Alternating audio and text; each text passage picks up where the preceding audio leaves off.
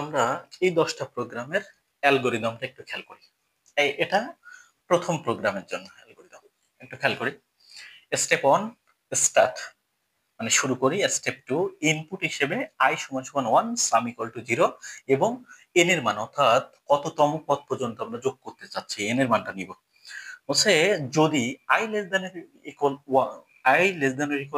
n, যদি এই কন্ডিশনটা সত্য হয় তাহলে স্টেপ 4 এ যাবে। যদি এই কন্ডিশনটা মিথ্যা হয় তাহলে স্টেপ 5 এ যাবে। তাহলে step 4 A some plus i = i + 1, অর্থাৎ i এর মান ইনক্রিমেন্ট হবে। যখন i এর মান ইনক্রিমেন্ট হবে তখন আবার গো টু স্টেপ 3, তখন স্টেপ 3 তে যেয়ে আবার কন্ডিশনটা চেক করবে।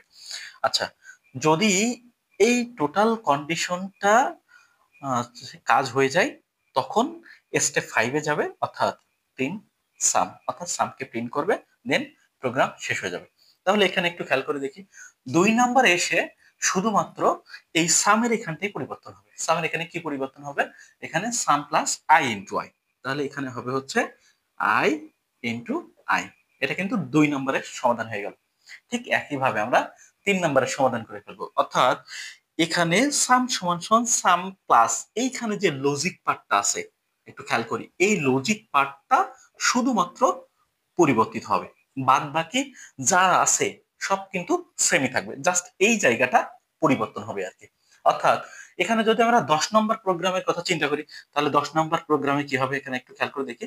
10 নম্বর প্রোগ্রামে যেটা হবে এখানে হচ্ছে সাম প্লাস হচ্ছে i ইন্টু i প্লাস 1, এটা জাস্ট এই জায়গাটুকু পরিবর্তিত হবে, আর এখানে যা আছে সবগুলো কি সেম থাকবে আর কি।